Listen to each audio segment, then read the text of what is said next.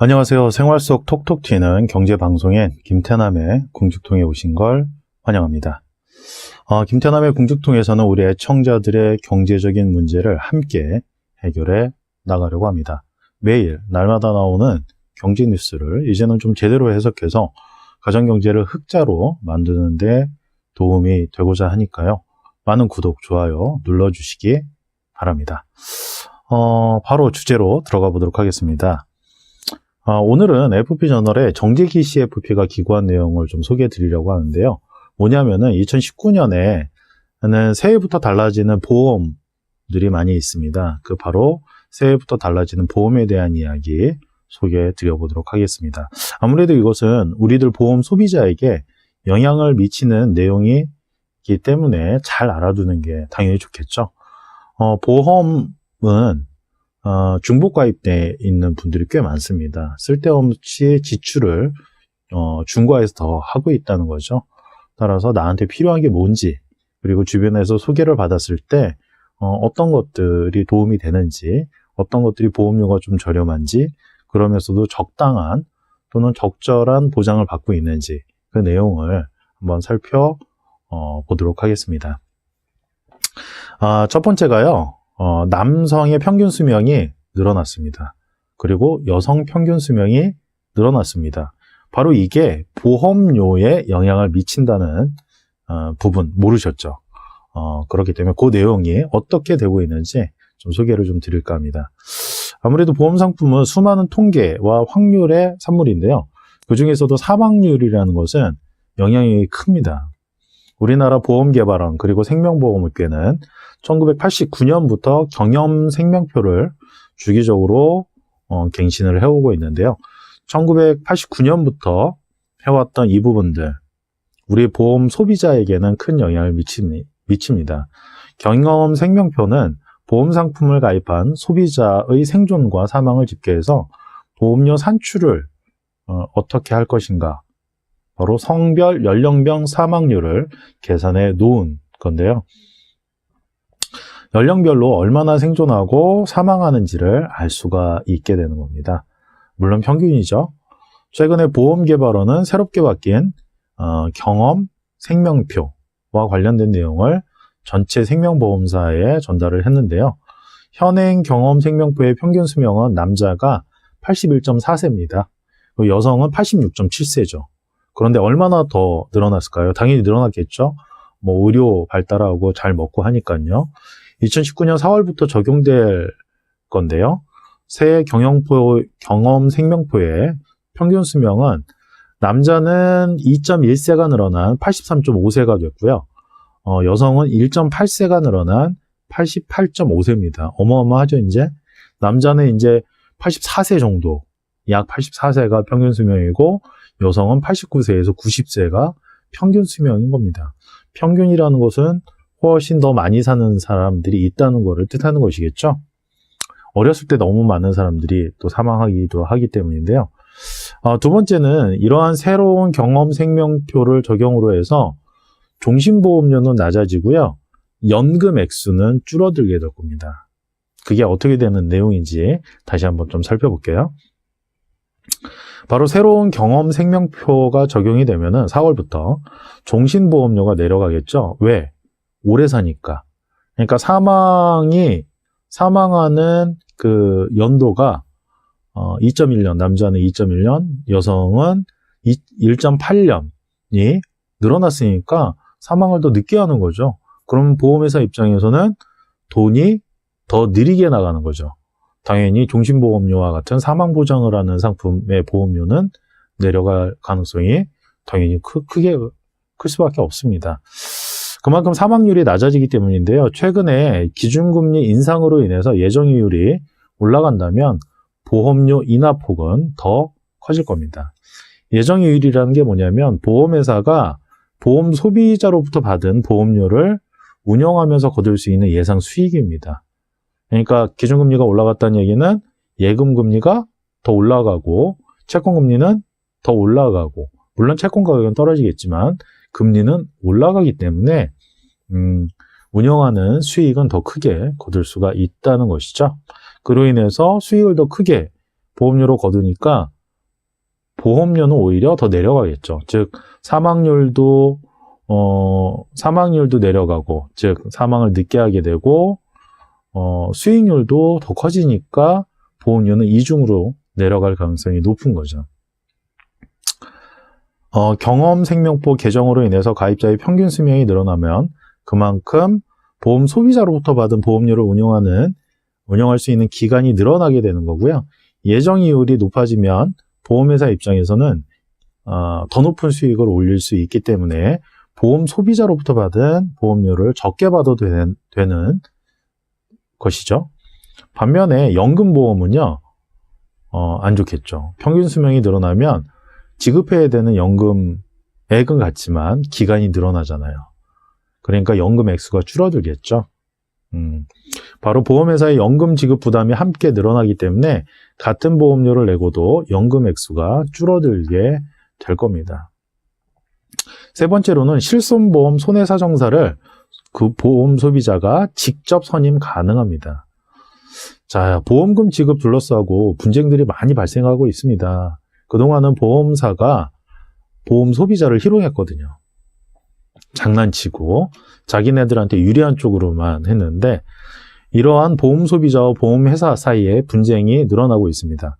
바로 손해사정 제도는 보험사고에 대해서 객관적이고 공정하게 손해 사실을 판단하고 평가해서 적정한 보험금을 지급하게 하는 역할을 해왔죠.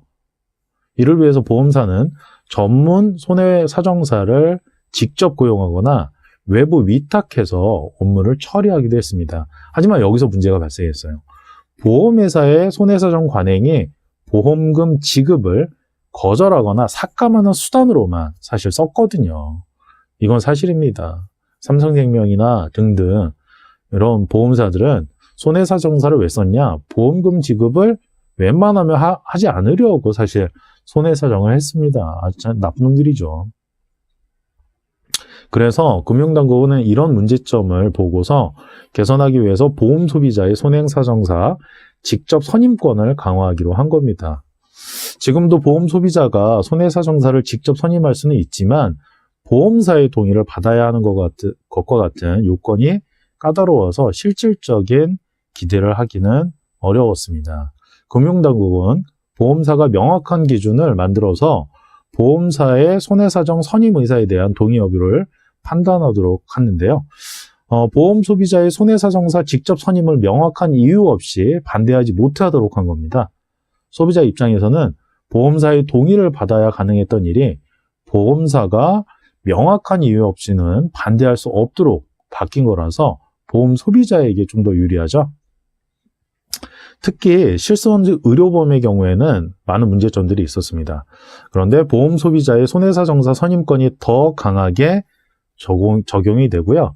공정한 업무 수행에 지장이 없다면 보험 소비자의 손해사정사 선임권에 원칙적으로 동의를 해야 하는 겁니다.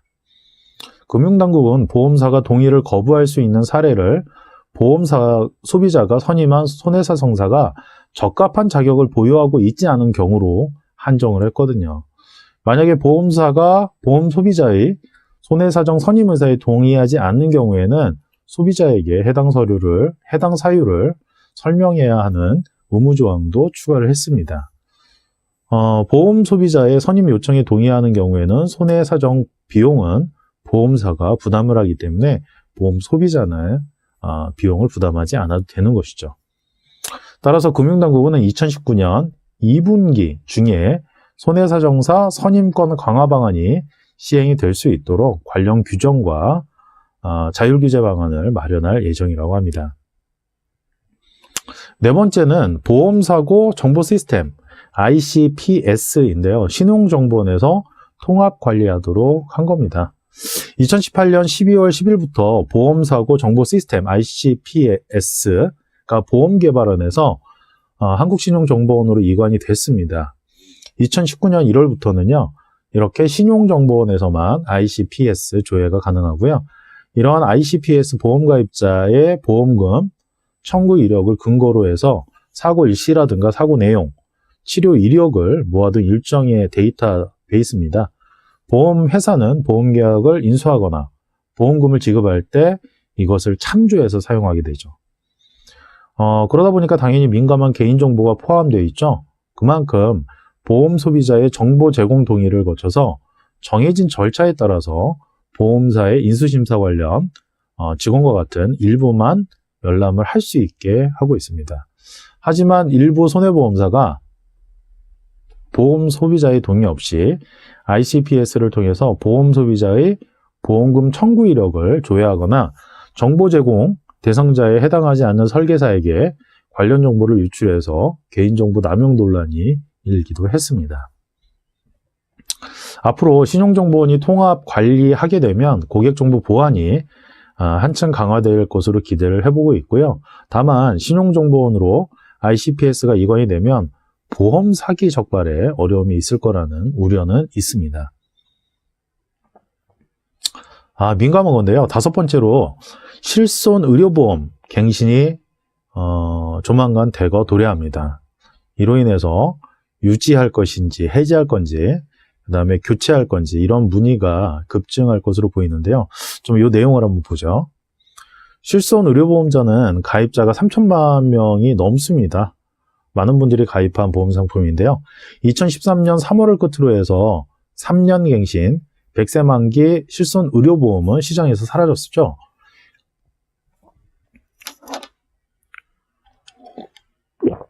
2009년 9월에도 실손 의료보험 변경을 앞두고서 약 1,000만 명 정도가 막차를 탔었습니다. 이처럼 전체 실손 의료보험 가입자의 대략 한 90%가 현재의 표준 실손 의료보험 이전 상품에 가입되어 있는 실정인데요. 2019년에는 2009년 9월까지 판매된 실손 의료보험의 5년 갱신 주기 2회차가 도래를 하고요. 2013년에 가입한 3년 갱신 주기 3회차가 도래하는 때입니다. 이미 3년이나 5년마다 갱신되는 실손 의료보험의 높은 보험료 상승률을 경험한 보험 소비자들은 아무래도 걱정이 클 수밖에 없는 그런 한 해가 될 것 같습니다. 계속 실손 의료보험을 유지할지 계속해서 유지할지 아니면 해지할지를 고민하는 보험 소비자들을 주변에 여럿 보았는데요. 공교롭게도 3년 갱신과 5년 갱신 계약이 한꺼번에 겹치는 2019년에는 이러한 실손 의료보험의 유지나 해지 또는 교체를 두고 많은 민원, 문의가 있을 것으로 예상이 됩니다. 따라서 2017년 4월부터 판매하고 있는 소위 착한 실손보험과의 비교가 올해는 더욱 많아질 것 같죠. 모두 실손 의료보험이라는 범주로 묶입니다. 하지만 세부적인 내용으로 파고들면 다른 점이 많이 나타납니다. 따라서 단순히 보험료만으로 판단을 내린다기보다는 보험 소비자 자신의 상황과 필요에 따라서 판단할 필요가 있을 것 같습니다. 그 어느 해보다도 많은 변화가 예상되는 2019년이니까요. 우리 보험 소비자의 현명한 지혜, 판단이 절실히 요구되는 한 해인 것 같습니다. 자, 민간보험은요, 꼭 필요한 영역이 있습니다. 주택화재보험과 같은 재산을 지키는 영역이 그건데요. 공공보험인 국민건강보험은 보장을 앞으로 80%에서 90%까지 보장률을 올려서 영국처럼 거의 무상의료 서비스 수준까지 도달돼야 한다고 봅니다. 국민건강보험 그래야 되는 거 아니겠습니까? 아픈 것 때문에 그리고 병원비 때문에 치료를 받지 못하는 일은 우리 국민들에게는 없어서야 되겠죠. 게다가 간병비 같은 비용이 많이 나가는 부분도 국민건강보험에 포함을 하거나 또는 간병인을 두지 않는 그런 병원 시스템으로 만들어서 고용도 창출하고 국민의 병원비도 거의 들지 않게끔 해야 하는 시대가 다가오고 있는 것 같습니다. 이렇게 되면 민간보험은 거의 들지 않아도 되겠죠? 이것만 절약해도요, 가정경제의 여유를 만들어낼 수가 있습니다. 지금 국민건강보험보다 민간보험료로 나가는 민간보험료 비용이 더 훨씬 많습니다. 근데 보장은 민간보험이 훨씬 작죠. 예를 들어서 국민건강보험은 같은 보험료를 냈을 때 100 중에서 60% 정도를 보장을 받고 있는데 민간보험은 40% 미만을 받고 있거든요. 따라서 훨씬 비싸게 주고도 효율성을 떨어지는 게 사실 민간보험입니다. 따라서 국민건강보험을 더 강화하게 되면 우리들이 쓸데없이 지출하는 비용을 줄일 수가 있으니까 이 부분 한번 고민해 보셨으면 좋겠습니다. 이렇게 이런 부분들만 절약을 해도요, 가정경제의 여유를 만들어낼 수 있으니까 말이죠. 사실 개인이 혼자서 아무리 노력해도 돈이 모이지 않는 이유가 바로 이런 데 있던 겁니다. 중복해서 나가잖아요. 국민건강보험, 민간건강보험. 왜 이렇게 이중으로 됩니까? 이건 말도 안 되죠. 이건 진짜 그냥 생명보험사, 삼성생명 좋으라고 지금 하고 있는 거 아니겠습니까? 따라서 우리 애청자들, 우리 시민들이 사회적으로, 정치적으로 문제를 풀어내야 하는 부분이 분명히 있습니다. 이렇게 되면 개인의 재무설계도 아무래도 성공적으로 이루어질 수가 있겠죠. 그동안 개인의 재무설계가 대부분 실패했는데 그런 이유는 사회적으로 복지가 전혀 안 되어 있기 때문입니다. 그래서 복지를 좀 더 잘 돌리면 개인적으로 재무설계가 성공할 가능성이 높을 수밖에 없습니다. 그렇게 되면 아무래도 여유로운 가정경제를 만들어내서 사회에 공헌하고 기여하는 일들이 우리 시민들한테는 더 많아지겠죠. 바로 그런 사회 우리가 좀 만들어야 되지 않을까라는 생각을 해봅니다. 이렇게 오늘 2019년도 새롭게 달라지는 어떤 보험의 내용들을 좀 살펴봤고요. 다음은 우리 애청자들께 도움이 될 만한 투자 아이템을 PPL로 소개해드리는 시간인데요. 평생소득, 평생 월급 만들 때 도움이 되는 투자 아이템입니다. 바로 매월 저작권료가 발생해서 추가 소득을 받는 아트테크, 즉 미술작품 재테크가 그건데요. 문화생활도 충분히 즐기고 누리고 수익도 챙기는 일석이조의 아이템입니다. 국내에 있는 아트센터를 통해서 직접 구입하기 때문에 합법적이고요. 투자의 최소 금액은 1,000만 원부터 시작하기 때문에 누구나 할 수가 있습니다. 투자하는 기간도 짧아요. 1년이라서 부담이 없고요. 작품을 구입하면서 저작권이 넘어옵니다. 그렇기 때문에 매달 저작권료가 발생해서 추가 소득을 받죠. 이로 인해서 노후 생활에 보탬도 되고요. 재산 증식에도 큰 도움이 됩니다. 시중은행 예금과 한번 비교를 해볼게요. 시중은행 예금에 1,000만 원을 넣을 경우 1년 뒤 받는 이자 딱 한 번 받는데 12만 원 정도죠. 그런데 이것을 대체해서 미술작품 재테크를 활용하게 되면 1년에 12번 매달 저작권료를 받습니다. 최근 사례를 보면 같은 금액인 1,000만 원을 미술작품 재테크에 투자를 활용했을 때 첫 달에는 한 7에서 한 8만 원 사이의 저작권료를 받고 있고요. 둘째 달부터 마지막 달 12일차까지는 매달 8에서 10만 원 내외의 저작권료를 받고 있습니다. 미술작품의 경우 실물 자산입니다. 그렇기 때문에 작품 가격의 변동성으로 인해서 저작권료 금액이 달라질 수 있다는 거 정확하게 인지하시고 활용해 보시면 좋겠고요. 종잣돈이 크지 않아도 하실 수가 있습니다. 그렇기 때문에 우리 애청자와 시민들께 큰 도움이 될 것 같아서 소개드립니다. 이와 관련해서 궁금한 분들이 계시거나 재무상담 문의하실 때는 제가 운영하는 다음 카페 김태남의 궁직통에 가입하셔서 문의하시면 되겠고요. 카페에 들어오셔서 회원 가입하시고 우수회원을 꼭 요청해 주시면 되겠습니다.